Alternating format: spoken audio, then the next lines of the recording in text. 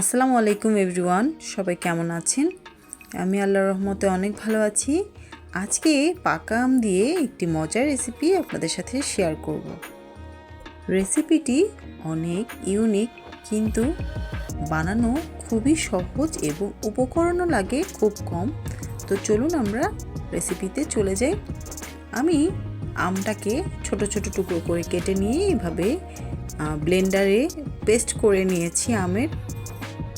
আমটা এমনভাবে পেস্ট করেছি যেন কোনো দলা থেকে না যায়।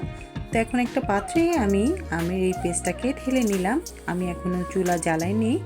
এতে আমি অ্যাড করব 2 চামচের মতন আগার আগার পাউডার। আপনারা যে কোনো ব্র্যান্ডের আগার আগার ইউজ করতে পারেন। তো এর সাথে আমি কিছুটা চিনিও অ্যাড করব। আম যদি অনেক মিষ্টি হয় সেক্ষেত্রে চিনি ইউজ করার প্রয়োজন নেই, তবে অল্প একটু চিনি ইউজ করলে আপনার আমের মিষ্টিটা আরেকটু বাড়বে এবং খেতে অনেক ভালো লাগবে। তো এখানে আমি চিনি এবং আগার আগার পাউডার দিয়ে মিক্স করার পরে আমি এগুলোকে চুলায় জাল করব।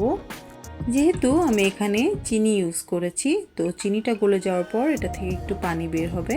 তো এখন আমি আমের এই পাল্পগুলোকে খুব ভালোভাবে একটু জাল করে নিচ্ছি। 3 থেকে 4 মিনিটের মতন একটু জাল করে নেব। এরপর আমি জাল করা শেষে চুলাটা অফ করে দেব। আমের পাল্পটাকে যে আমি জাল করে নিয়েছি, এটাকে এখন আমি যে কোনো মোল্ডে বা আপনারা যে কোনো বাটিতে এটাতে ঢেলে নিতে পারেন। তো আমি এরকম 3টি বাটিতে আমের পাল্পগুলোকে ঢেলে নিলাম। এখন এই আমের পাল্পগুলোকে আমার ঠান্ডা করে নিতে হবে। আমি এগুলোকে নর্মাল টেম্পারেচারে 30 থেকে 45 মিনিটের জন্য নর্মাল ফ্রিজে রেখে দেব। 30 থেকে 40 মিনিটের মতন আমি ফ্রিজে রেখেছিলাম। আপনারা দেখতেই পাচ্ছেন আমগুলো খুব ভালোভাবে জমে গেছে। এখন আমি পরবর্তী স্টেপে চলে যাচ্ছি। অন্য একটি পাত্রে আমি নিয়ে নিচ্ছি 250 গ্রামের মতন তরল দুধ। এই তরল দুধের সাথে আমি মিক্স করব আগার আগার পাউডার 2 চামচের মতন এবং চিনি হাফ কাপের মতন। এখন আমি এগুলোকে খুব ভালো করে 3 থেকে 4 মিনিটের জন্য জাল করে নেব। আপনারা যারা ইউটিউব থেকে আমার ভিডিওগুলো দেখছেন তারা দয়া করে আমার চ্যানেলটা একটু সাবস্ক্রাইব করে দেবেন এবং ভিডিওগুলোতে একটু লাইক কমেন্ট করে আমার পাশে থাকবেন আশা রাখছি। আর যারা ফেসবুক থেকে আমার ভিডিওগুলো দেখছেন তারা আমার ফেসবুক পেজটা একটু ফলো করে দেবেন এবং ভিডিওগুলোতে লাইক কমেন্ট করে আমাকে সাপোর্ট করবেন আশা রাখছি। এই ধরনের আরও সহজ এবং মজার মজার রেসিপি দেখতে চাইলে আমার চ্যানেলটি সাবস্ক্রাইব করে আমার চ্যানেলের পাশেই থাকবেন। তো দুধটা আমি একটু জাল করে নিলাম। তো জাল করার পর দুধটা একটু ঘন হয়ে এসেছে। আমি যেই বাটিতে আমের পাল্পগুলো ঢেলেছিলাম আপনারা দেখতে পাচ্ছেন এটা শক্ত হয়ে জেলির মতন হয়ে গেছে। এখন আমি এটাকে আমার পছন্দ অনুযায়ী স্কোয়ার শেপে, আপনারা আপনাদের পছন্দ অনুযায়ী যে কোনো শেপে কেটে নিতে পারেন। তো আমি এভাবে স্কোয়ার শেপ করে আমগুলোকে কেটে নিচ্ছি।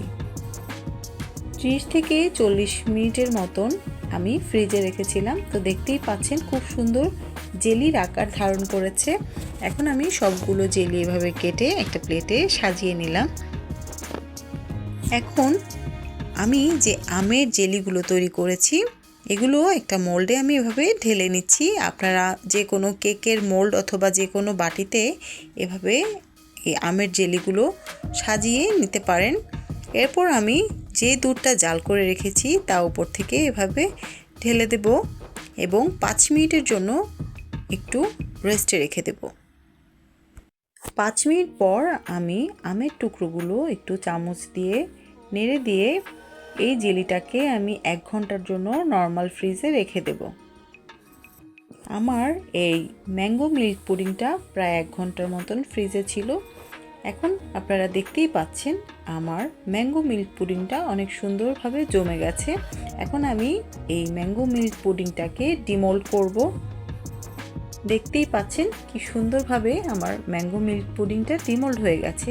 তো আমার আজকের ভিডিওটা আপনাদের কাছে কেমন লাগলো আশা করছি জানাবেন। সবাই অনেক বেশি ভালো থাকবেন, সুস্থ থাকবেন, আমার জন্য দোয়া করবেন। আমার আজকের ভিডিও এ পর্যন্ত। আল্লাহ হাফেজ।